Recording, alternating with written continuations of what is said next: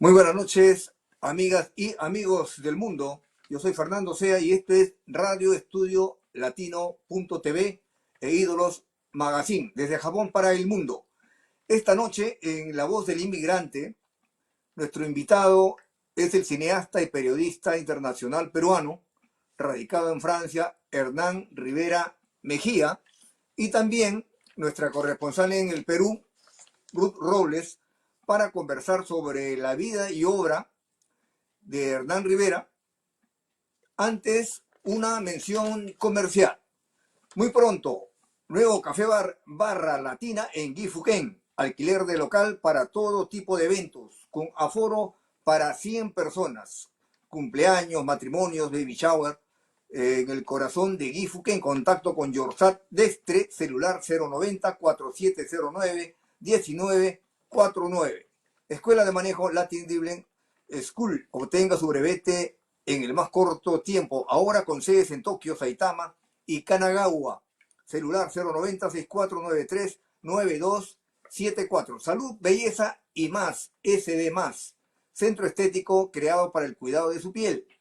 Sede en San Isidro y Caraballo, en el Perú. Plasma rico en plaquetas, vitamina C, vitamina B12, limpieza facial, exfoliación corporal, facial y botox. Restaurante El Puerto Náutico, Kakamiyaharashi, Gifuken. Especialidad en pescados, mariscos y comida criolla, cerca de la estación de trenes Shin-Naka.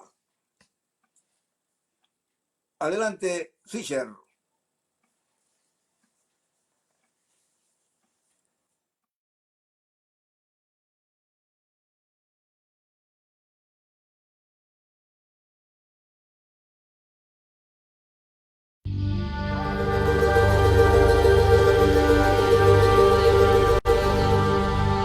¡Firmes! ¡Scars! ¡Atención! Hoy día es un día especial para nosotros. Muy buenos días, amigos en todo el Perú. Esto es Radio Exitosa FM, transmitiendo desde Lima en los 95.5 para todo el Perú. Ustedes recordarán la palabra apenas la diga: Uchurajay. Uchurajay, Ayacucho. 32 años. Los que son muy jóvenes tal vez no recuerden la historia. 8 periodistas, entre ayacuchanos y limeños, salieron a buscar la noticia. Y fueron a pie a buscarla a Uchurujay en tiempos muy violentos. Los campesinos finalmente asesinaron a estos 8 periodistas. Y esto convirtió a Uchurujay en todo un símbolo del desencuentro entre el periodismo y la población. ¿Han sido 300 quiénes? 300 campesinos comuneros de esta zona de Uchurajay e Iquicha. Los que han matado a los periodistas, los que han matado a los periodistas. ¿Y por qué los mataron? Porque los hinchas les dijeron de que toda persona extraña que vieran en la comunidad les dieran muerte. Una vez más les pido con el corazón en la mano, hablo como madre. Señores periodistas, unámonos de una vez por todas. Unámonos y a una sola voz gritemos justicia. Queremos la verdad.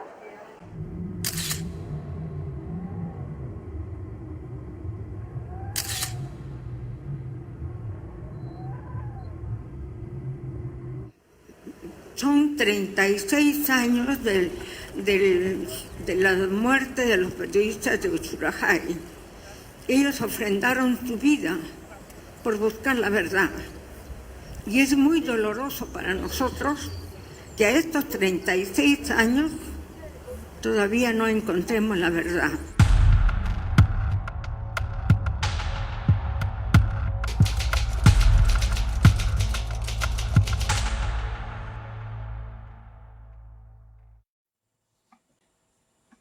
Muy bien, vamos hoy día a conversar con Hernán Rivera Mejía y nos acompaña nuestra corresponsal en Lima, Ruth Robles.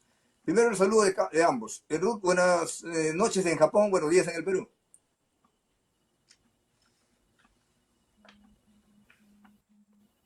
Hola, ¿me escuchas, Ruth?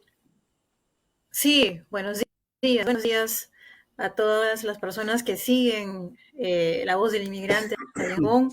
Saludos también para Hernán Rivera, destacado cineasta. Es un honor poder entrevistarlo a través de este medio, a través de La Voz del Inmigrante. Un gran saludo para todos. Gracias.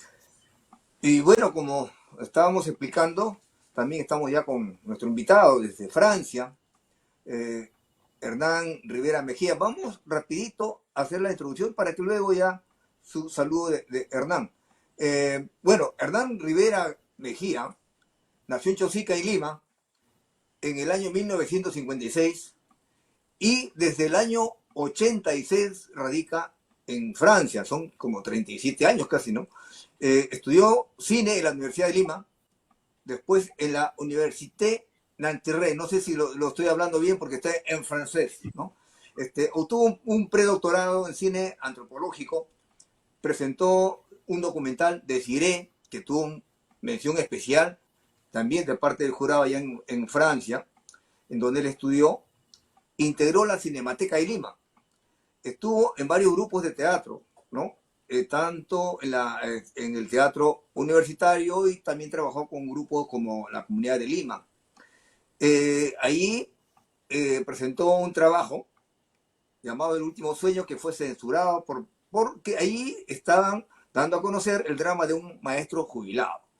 Además, es también periodista televisivo en la Radio Televisión de Francia, hace muchos años, y en su juventud, Hernán fue actor de teatro, imagínense ustedes, tantas cosas que no sabíamos, porque ocurre que los amigos, los periodistas, gente allegada a los medios, nos dicen, hemos escuchado mucho sobre Hernán Rivera, acerca del documental Memorias de Churajay, pero no sabemos más de él.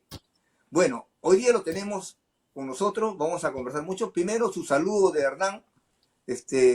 Por favor, Hernán, buenas tardes en Francia, en el Perú, buenos días, y acá en Japón, buenas noches. ¿Cómo te encuentras tú allá, con bastante frío? Hola Fernando y Ruth, bueno, gracias por la invitación, por esta nueva invitación. Aquí son la 1 de la tarde, un día de mucho frío, pero soleado. Bueno, aquí con mucho gusto para atender a sus preguntas e interrogantes. Claro, como lo señalaba Hernán, los colegas sobre todo, de los medios, ¿no? Me han pedido, porque tuvimos una primera conversación hace casi un mes atrás, también estuvo Ruth con nosotros, me han pedido que por favor dé a conocer un poco más sobre tu vida, sobre tus trabajos, dónde estudiaste, qué hiciste en los inicios del cine, cómo así viajas a Francia, becado, te fuiste por tu propia cuenta, qué ocurrió, porque en verdad es y no es conocido, o sea, conocido por el documental, muy importante, ¿no? Que aporta mucho sobre la muerte de los 8 periodistas y su guía Argumedo, que se ha visto en muchos lugares del Perú. Pero ¿quién es Hernán Rivera? ¿Quién es? O sea, ¿qué hace? ¿Cómo así ha podido hacer una película viviendo en Francia? Me dice, ¿no? Entonces yo un poco les explico lo que conversamos. Pero quisiera que tú, por favor, nos digas cómo es que primero llegas a estudiar el cine en la Universidad de Lima y luego cómo viajas a Francia. Y luego vamos a recorrer un poco la película, que ya hemos visto el trailer, ¿no? Hemos visto la película y luego vamos a hablar sobre eso.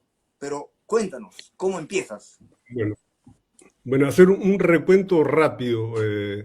Justo pensando esta mañana, haciendo una revisión de todo mi recorrido, y es cierto, hay cosas que incluso yo un poco he olvidado, ¿no? Yo terminé la secundaria en el colegio de aplicación La Cantuta, en un colegio muy particular que era una experiencia piloto, un laboratorio que, bueno, yo disfruté de los últimos años de la experiencia, ¿no? Que marcó mucho mi vida en los últimos 3 años de secundaria y donde tengo muy grandes amigos, ¿no? Hoy en día. Siempre me interesó el arte, en principio me interesaba mucho la actuación, pero sabemos muchos que en el Perú, o sea, en las familias no se miraba bien, o sea, decir quiero ser actor, ¿no? En aquella época, en los años 70, decir esto es un oficio de vagos, o bueno, se desconfiaba mucho de eso. Entonces, yo me preparé para estudiar ingeniería. Me preparé para postular a la UNI, pasé por varias academias el Sigma, varias, ¿no? Pero no me interesaba realmente la ingeniería. Y de repente encontré un día un anuncio que decía ingreso a la Facultad de Ciencias de la Comunicación en la Universidad de Lima, y había una especialidad en cine. Entonces yo dije, bueno, esto es serio, ¿no? Es una universidad y además tiene el título Ciencias de la Comunicación. Y me presenté eso en mi casa y me aceptaron, ¿no? Aunque era una universidad privada. Entonces ingresé a comunicaciones. Hice un ciclo de estudios generales y luego me enteré de que había en la misma Universidad de Lima una escuela de cine, independiente de la Facultad de Ciencias de la Comunicación. Y yo dije, voy a hacer todavía un ciclo más de estudios generales cuando lo que me interesa a mí es directamente el cine. Así que me trasladé a la escuela de cine y televisión, que en realidad en ese entonces era una especie de escuelita nocturna. Estaba muy disociada de la Universidad de Lima, de la diurna, ¿no? Era completamente diferente. En la noche era gente que trabajaba, gente mayor. Y bueno, todo el mundo trabajaba, ¿no? Entonces, estuve ahí, ese primer ciclo no me decepcionó un poco, incluso quise cambiar, quise irme a estudiar arquitectura a la Argentina, y después, bueno, una serie de cosas hizo que me siguiera quedando en la universidad, en la escuela de cine, y ya ahí conocí a otra gente, gente como yo, joven, y que me alentaron, ¿no? en el aprendizaje del cine. Quiero decir que en esta escuela de cine tenía muy buenos profesores, pero que no realmente como formación académica no tengo muy buenos recuerdos, ¿no? O sea, tengo recuerdos de los aportes de los profes en tanto que gente. Porque, por ejemplo, recuerdo al profesor Pedro Valdivieso que nos prestaba su cámara y nosotros organizábamos con un equipo, formamos un equipo de cine y hacíamos nuestras propias experiencias, ¿no? Entonces comprábamos la película y le pedíamos, por ejemplo, a Pedro Valdivieso que nos prestara su cámara y él venía con su cámara, con su carro y nos íbamos a filmar. Y era una especie de aprendizaje extra académico y cosas así, ¿no? Recuerdo a Pablo Guevara, que también era un profesor, pero que más era encantador, pero que nos contaba su vida en Roma, ¿no? En Europa, ¿no? Era un tipo genial. Pero en ese momento la escuela de cine no era lo que es hoy. La formación de cine en la Universidad de Lima, ¿no? Que es ahora un lujo, ¿no? Tienen de todo. Allá en esa época no, aprendíamos montaje en la pizarra, ¿no? Y Nora Diusque, que era una excelente profesora, nos llevaba a su casa a ver una moviola, ¿no? Para decir, esto es una moviola. Pero el montaje lo aprendíamos en una pizarra, ¿no? Con dibujos. Teníamos un equipo de televisión que era obsoleto, era el equipo viejo del Canal 13, pero que con eso jugábamos, ¿no? A hacer televisión cuando ya no eran equipos que ya estaban en desuso, ¿no? Pero en fin, ahí aprendí a hacer cine yo con la gente, con los amigos, ¿no? Tenía un primer grupo de cine que fue muy importante. Y ahí estaban Irene Barrios, Carlos Tolentino, Alfredo Aguilar y Ricardo Giga. Creamos un grupo y hicimos unos trabajitos muy, muy interesantes que en 16, en Super 8, esa fue la experiencia de formación que tuve en el cine, ¿no?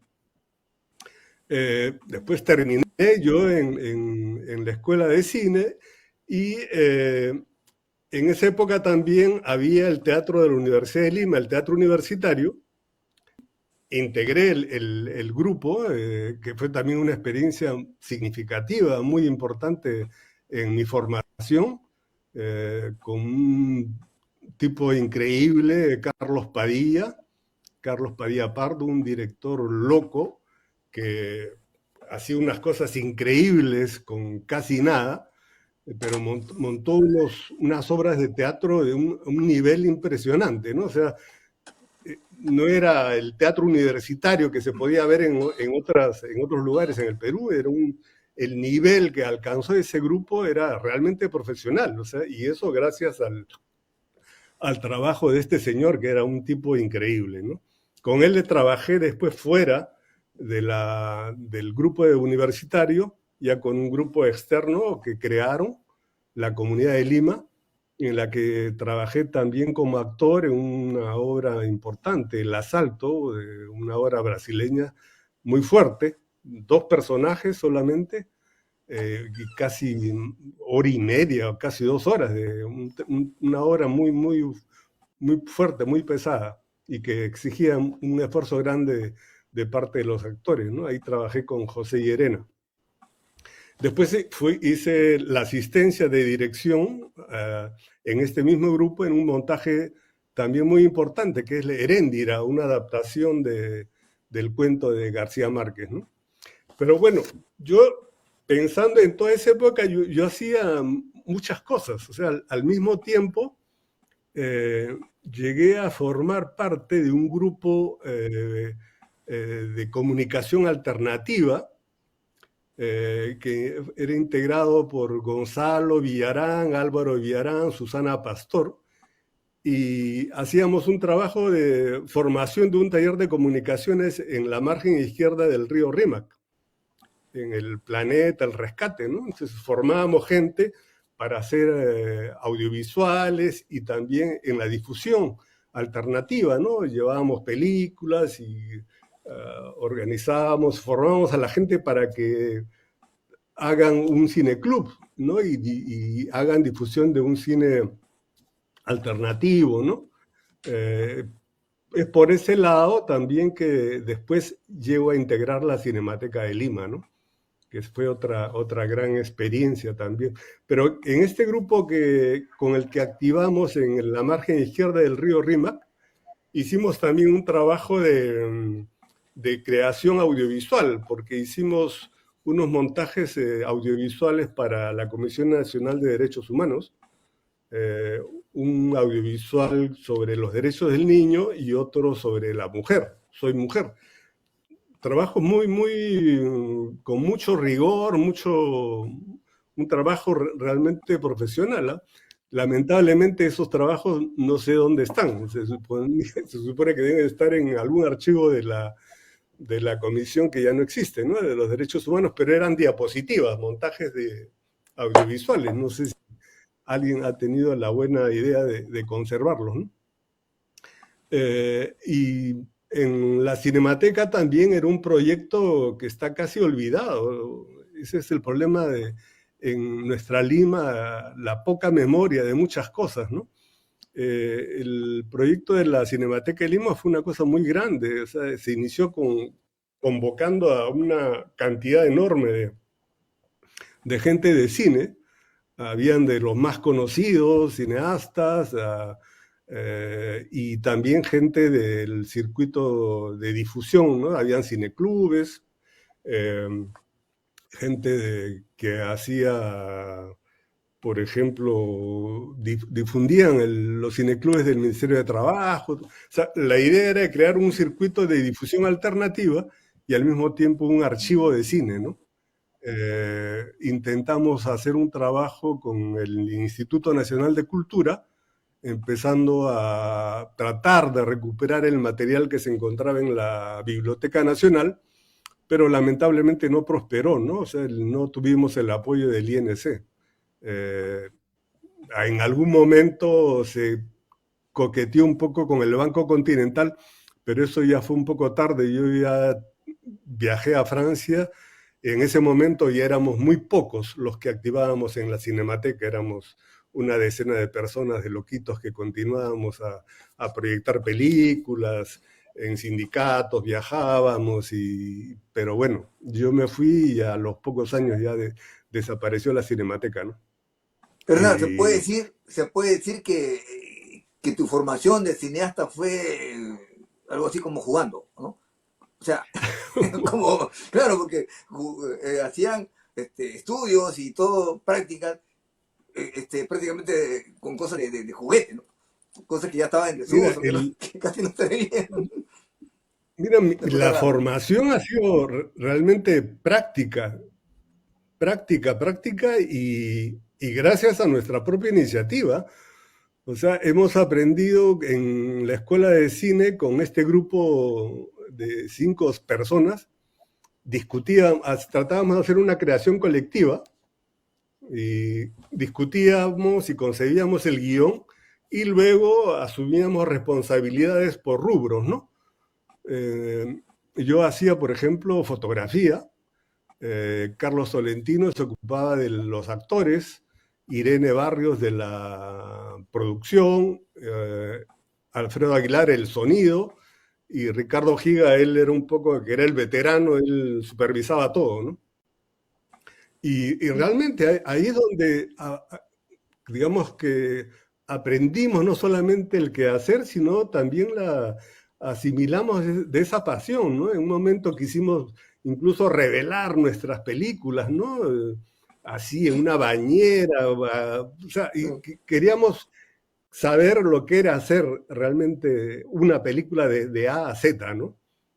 No, Claro, fue una experiencia que realmente en la escuela en sí no la tuve, o sea, eso fue extra, algo extra académico, ¿no? Y te digo, los profesores, Pedrito Valdivieso, que era increíble, igual tuvimos como profesor a Chambi, también que era un tipo, pero te digo, fuera en la escuela era casi un poquito aburrido.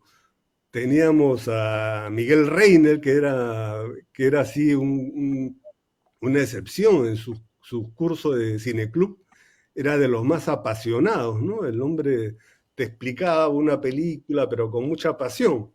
Pero bueno, hay ese tipo de efectos que marcan, ¿no? A mí me marcó mucho, sin ser un profesor de cine en la escuela, Octavio Getino. Tenía un curso que se llamaba Problemas de Comunicaciones o algo así.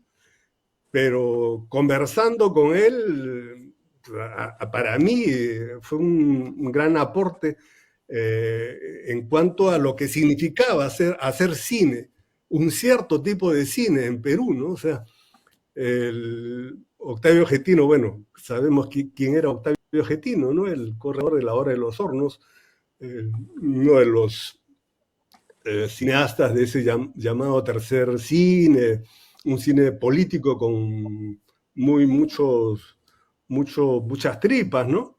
Y él tenía ese curso, pero conversando con él, yo aprendí, yo tomé conciencia de lo que era hacer cine, el precio que había que pagar para hacer ese tipo de cine. O sea, nunca me atrajo el estrellato, digamos, la alfombra roja, hacer un cine así de ser una estrella, yo, ¿no? No, siempre me interesó hacer un cine que responda a los problemas que vivíamos en Perú, ¿no? O sea, un cine popular, digamos.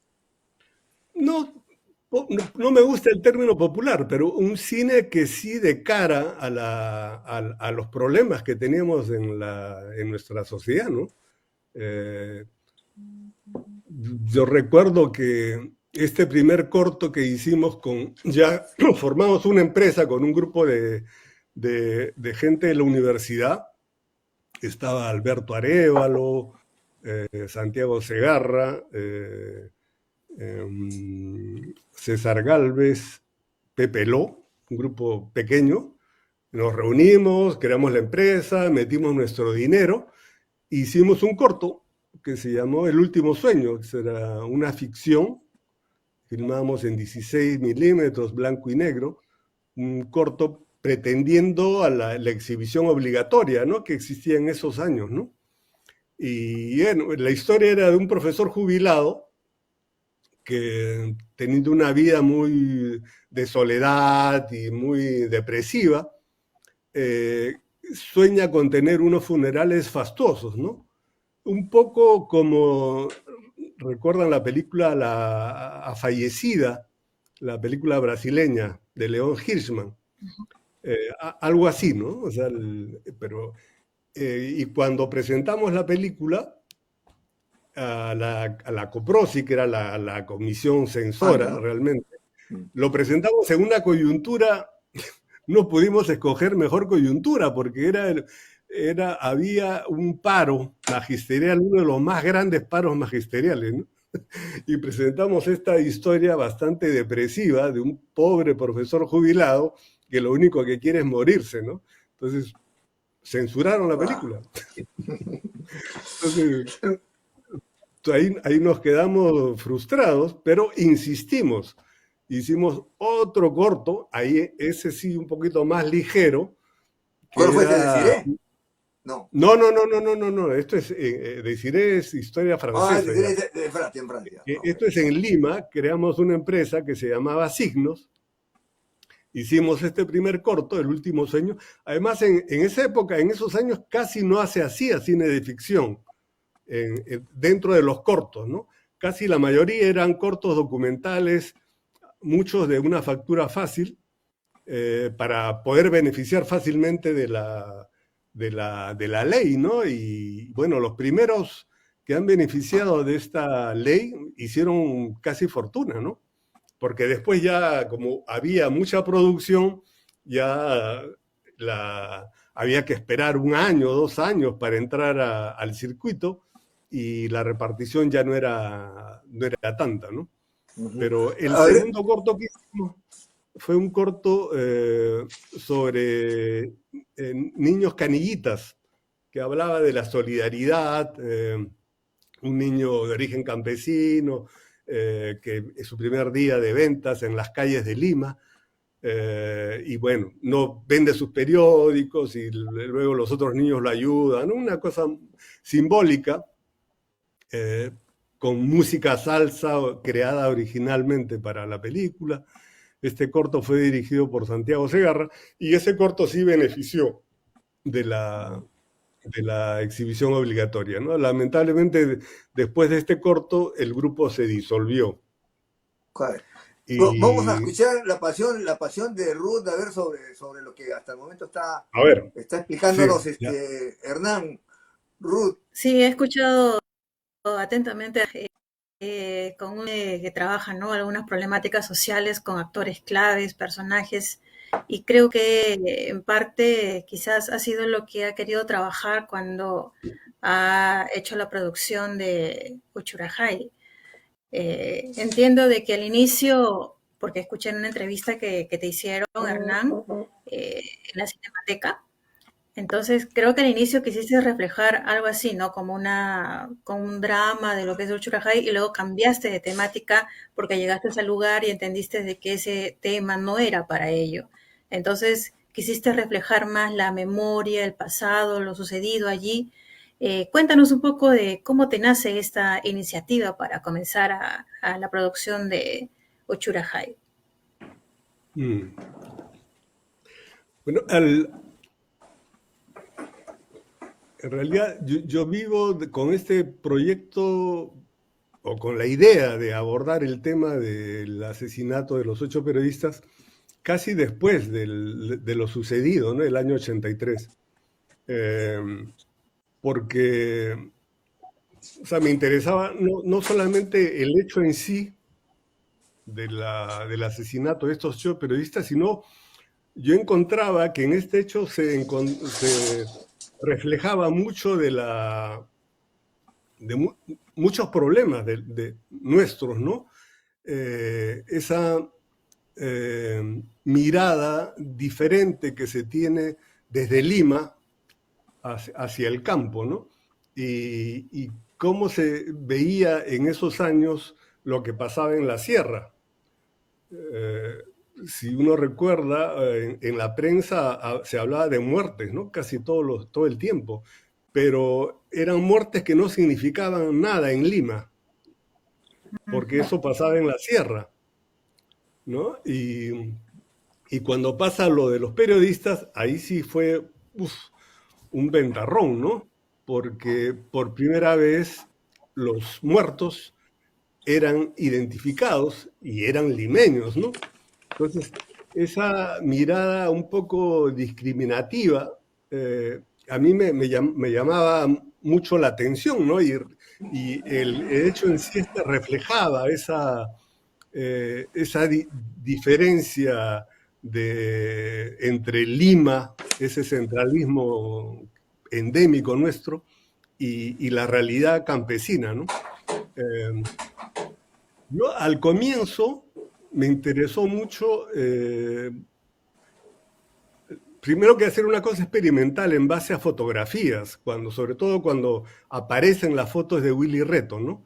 Entonces quería hacer una cosa solamente en base a fotos para ver cómo se iba dando cuenta de lo que pasaba y cómo era posible con estas fotos de Willy Reto que le diera una vuelta a esa historia que estaba siendo tejida por la comisión de Mario Vargas Llosa, ¿no?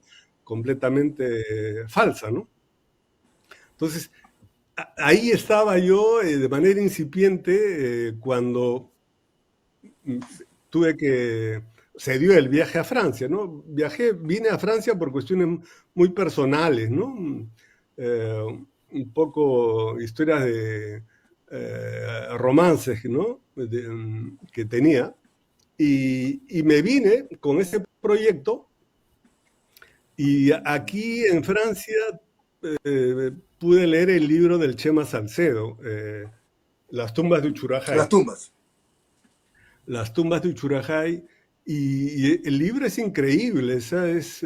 Aunque se ciñe a lo histórico, es bien documentado, pero el Chema lo escribe de una manera un poco novelada, y era, pues yo cuando leí eso dije, pucha, esto es una película, o sea, tengo acá todos los personajes, toda la trama, ¿no? Porque cada periodista es un personaje, tenemos el estudiante universitario, clase mediero, tenemos el fotógrafo de la calle que aprende su oficio en las playas de Lima, el viejo, el joven, el más joven, y que todos ellos se reúnan en Huamanga con ideologías también diferentes, ¿no? Había militantes de izquierda, otros indiferentes, habían, o sea, de Acción Popular, qué sé yo, pero se reunían todos, se convergían en esa situación en Huamanga muy de conflicto, de guerra, y van a encontrar este trágico final, ¿no? O sea, estaba todo hecho como para hacer realmente un peliculón. Entonces, empecé a trabajar en ese sentido, ¿no? O sea, a tratar de guionizar eso. Y bueno, el proyecto tomó mucho tiempo, ¿no? De escritura, después fue variando. En un momento quise hacer una mezcla de ficción y documental. En un momento en que se trabajaba mucho esa tendencia en el cine en general. Había una mezcla de géneros, y a mí a veces me parecía películas que eran muy artificiales en ese sentido, y encontraba que para una temática como esta sí se podía ajustar esta hibridez, ¿no? Era un desafío a nivel de puesta en escena, ¿no?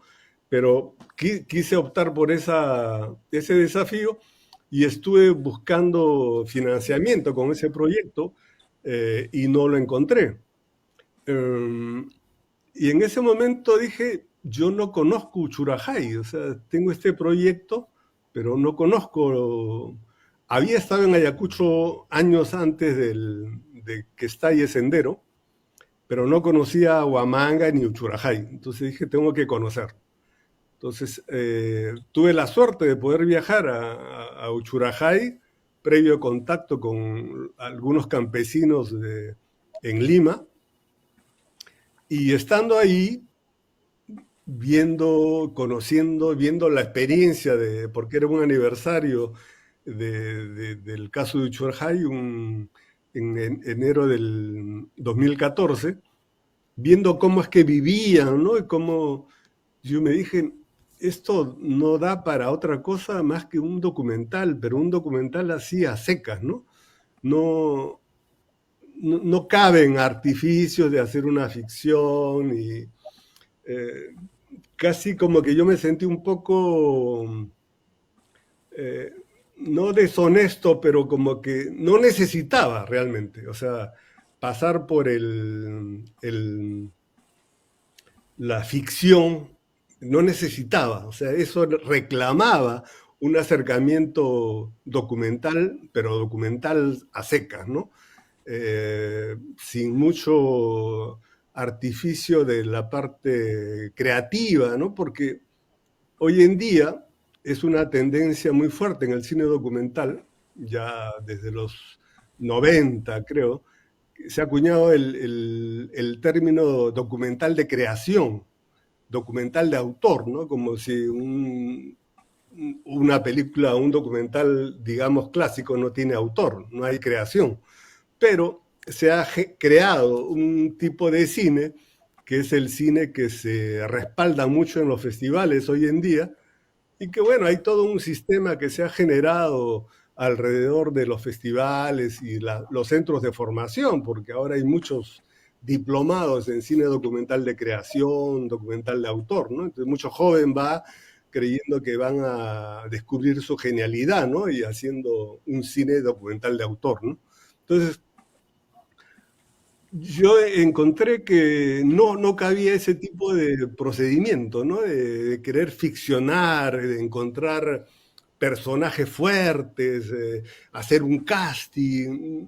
Eso me parecía a mí malhonesto, ¿no? Dije, yo tengo que trabajar con la gente que está ahí, con la gente que quiera participar, con la gente que quiera hablar, hacerlo lo máximo en ese sentido y tratar de reconstruir y de dar la voz a esa gente, ¿no? Que casi nunca ha hablado, o sea, directamente, ¿no? O sea, sabía de algunos, le había leído el libro de Ponciano del Pino, había conversado con él y todo, pero no es lo mismo un libro que darle el micro a un campesino, ¿no? O sea, es no pasar por intermediarios, ¿no? O sea, que no sea la voz de un antropólogo, de un historiador, sino directamente, ¿no? O sea, yo podía dar esa posibilidad, ¿no? Sin pretender tampoco ser de una objetividad absoluta, ¿no? Pero digamos que eso fue la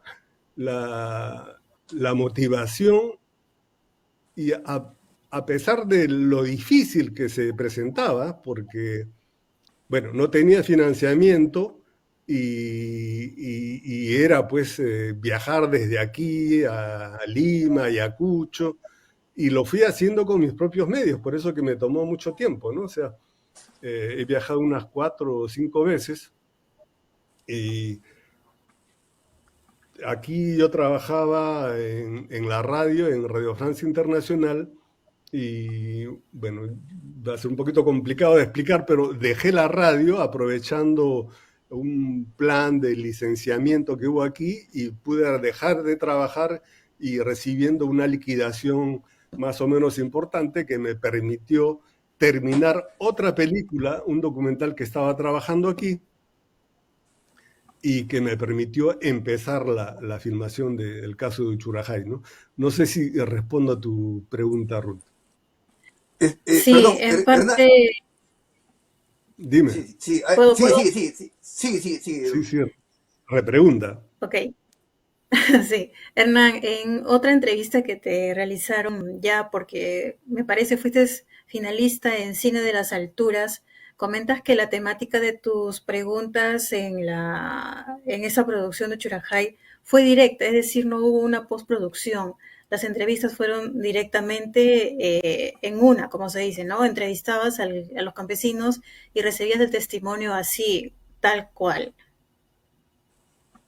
Sí, o sea, bueno, esa es ya una manera, eh, bueno, y en mi otra película también, o sea, no me gusta preparar una entrevista con la persona a entrevistar.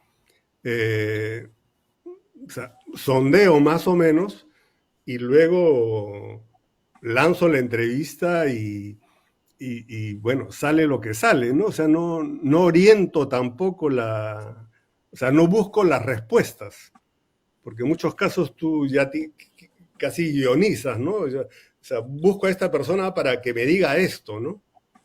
Y esperas que te diga eso, ¿no? Entonces, no, yo fui con mucha, en ese sentido, mucha apertura, ¿no? Y tengo una entrevista muy interesante, pero que no la pude utilizar, por ejemplo, que fue con la profesora de Uchurajay, que era un testimonio importante, pero no pude utilizarla porque, claro, mi entrevista, si lo hubiera preparado bien, quizás hubiera podido obtener lo que necesitaba para la película, ¿no?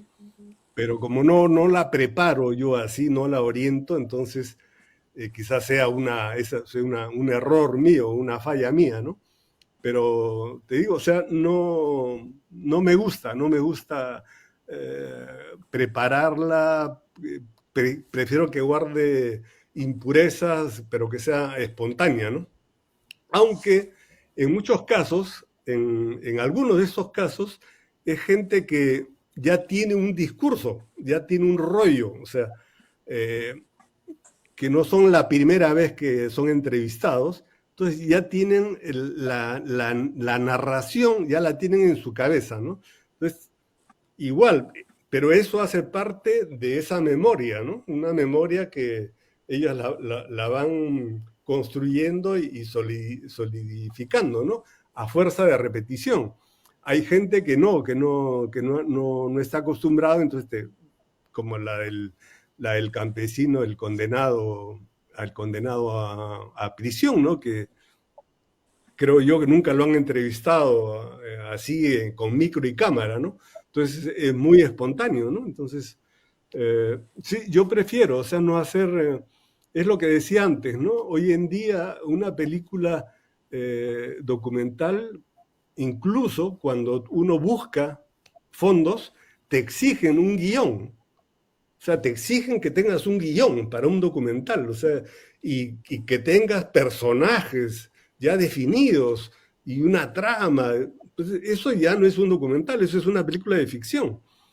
Y la gente busca historias fuertes, personajes fuertes. O sea, no, pues o sea, yo no comparto para nada eso, ¿no? O sea, a mí no me interesa hacer una película que ya la tengo en la cabeza. O sea, me interesa el tema y voy a investigar y voy a ver qué es lo que encuentro.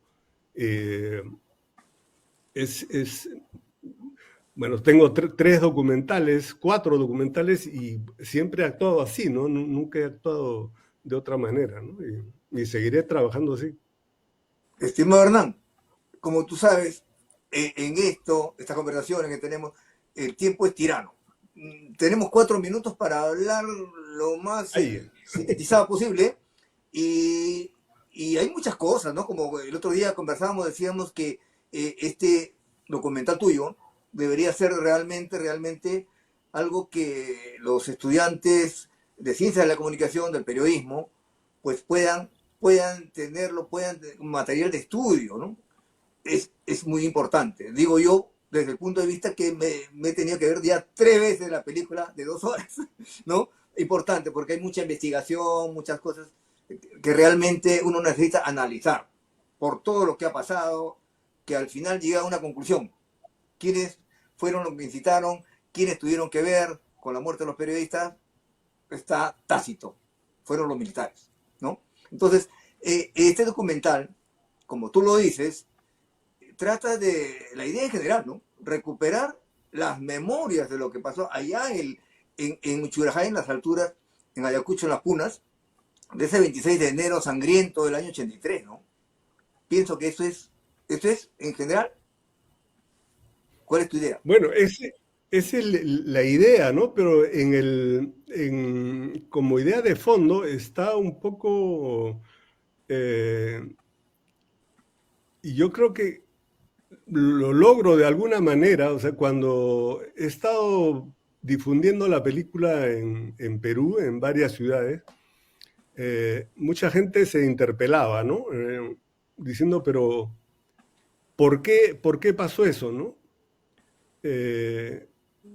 Y sobre todo con ese final bastante simbólico, es decir, la situación ha cambiado y yo creo que eso es algo muy importante porque en el Perú, lamentablemente, yo pienso que todo lo que se ha vivido en esos años de violencia no han sido realmente digeridos, no han sido, hablo de en general, se ha hecho como una capa de plomo y no se quiere pensar sobre eso, ¿no? O sea, ya se acabó y se tiene unas ideas muy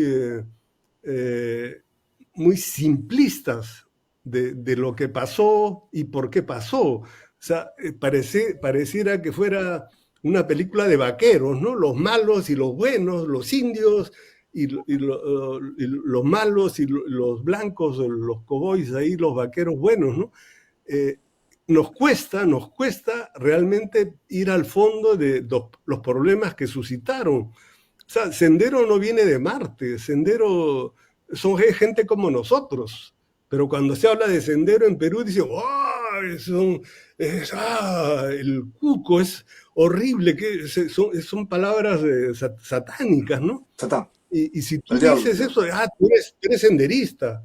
O sea, no tenemos la capacidad de reflexionar sobre algo que nos concierne directamente. O sea, Sendero es parte de nuestra historia y no se ha evaluado hasta ahora el por qué sucedió eso, ¿no? Y yo creo que si se realmente evaluara y se tomara conciencia de por qué surge y por qué se desarrolla y por qué toma aprenderíamos muchas cosas y quizás no estaríamos en la situación actual, ¿no? Porque la situación actual responde a eso, porque son problemas estructurales y endémicos que persisten. Somos una sociedad racista que sigue mirando al cholo. O sea, la Puna es bonita para ir a pasear, para la foto turística y para hablar de la comida, ¿no? Pero no nos interesa el hombre, la vida del campo. Eso es lo terrible. O sea, somos una sociedad cada vez más chola y que cholea. O sea, yo mismo en mi familia somos de origen, mi mamá guaracina, mi papá arequipeño.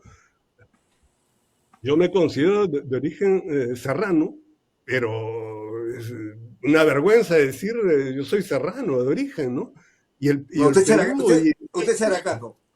Hernán, usted es Aracato. Yo, bueno, soy Aracato. Pero yo creo que ese es un problema gravísimo.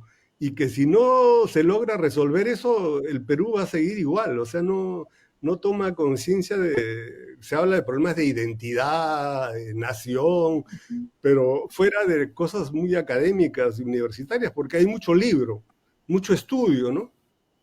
Pero se queda ahí en las aulas universitarias, en los centros de investigación, pero no trasciende, no pasa. Yo creo yo modestamente que mi película provoca eso, o sea, que provoca, espero, al menos en lo que pude experimentar el año pasado, fue que provocaba discusión dentro de la gente, ¿no? O sea, provocaba reflexiones. Había gente que me decía, pero ¿dónde yo estuve en esos años? Yo, para la gente que ignoraba lo que había pasado.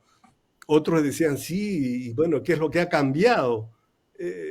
Cuando dicen no al olvido para que la historia no se repita, eso es un simple cliché, no lo hacemos en la práctica.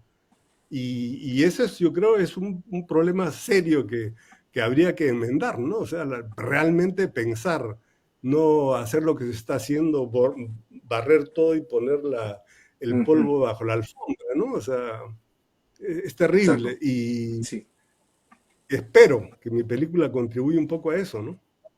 así es. Bueno, vamos con ya la parte final de Ruth. Por favor, Ruth. Sí, muchas gracias por cedernos esta entrevista y esperamos de que también sería muy importante tener una segunda parte de Uchurajay. No sé si habrá pasado por la mente esto y poder también seguir, ¿no? En la historia recordando estos hechos. Por ejemplo, quien habla, soy más joven y de repente no he vivido de cerca esta situación y la memoria a través de los audiovisuales es bastante interesante de revisar, ¿no? Bueno, de mi parte sí, lo tengo clarito, porque como lo contaba, fui quien en el diario Marca recibo los boletos para viajar a Uchurajay junto con Pedrito Sánchez. Veníamos, el día anterior, veníamos de toda una semana a haber recorrido el norte, la huelga de los trabajadores municipales, y pues llegamos a las 10 de la mañana a la redacción y lo primero que hacen es entregarme los dos boletos. Me dice, compañero Sea, me dice el contador Elmer Concha, los pasajes para que viajen mañana a Uchurajay, Ayacucho. A Uchurajay, Ayacucho, pero acabamos de venir del norte. Ah, no sé, acá está. Vine de la Pinela y me dice, compañerito Sea, yo quiero viajar a Ayacucho. Por favor, me concede, un momentito, habla con Chema Salcedo. Si él dice que sí, viajas. A los minutos sale y me dijo que sí. Entonces toma, acá están los boletos. Yo no, vaya usted con Pedrito, ¿no? Mira cómo fue la cosa. Así, esa es la historia que la tengo acá en la cabeza, como si fuera ayer, ¿no? ¿Entiendes? O sea, toda la vida lo voy a recordar. Hernán, tu palabra de despedida, y ojo, no va a ser la segunda, sino creo que va a tener que repetirse en una tercera oportunidad, ¿no? Por favor. Bueno, les agradezco por el interés y sí, yo también espero que haya no de parte mía, pero sí una continuación a este trabajo. Yo sé que hay un proyecto, creo que es de ficción, que está ahí concursando en los fondos, no sé si ha ganado, de título Uchurajay. No sé si tiene que ver debe tener. Y sé Seguro. también que un nieto un sobrino de Jorge Luis Mendívil, que también es cineasta, tiene un proyecto de película sobre su abuela, en este caso Gloria Treyes, ¿no? Que bueno, de alguna manera aborda este caso, ¿no? Entonces yo creo que sí, ¿no? Hay gente que se interesa y se seguirá interesando porque en la medida en que es un tema que está ahí y que espera que la gente se aborde temas y reflexione sobre eso, ¿no? Bueno, Muchas les gracias, agradezco Hernán. mucho A ti, y hasta pronto. a Ruth Robles también, que desde la vez anterior ya forma parte de nuestro equipo de conversación, es nuestra corresponsal en Lima, Perú. Y bueno, vamos a continuar estas entrevistas, estas conversaciones contigo y con otros amigos que tú también nos puedas presentar, Hernán. Bueno. Estamos llanos a conversar. Esta es una tribuna para ustedes, los cineastas, para los artistas, para los deportistas. Aquí estamos a través de la www.radioestudiolatino.tv y también del portal nuestro que es Ídolos Magazine desde Japón para el mundo. Muy agradecido a ambos y conmigo hasta la próxima semana y les digo sayonara, sayonara, sayonara y sayonara. Adiós.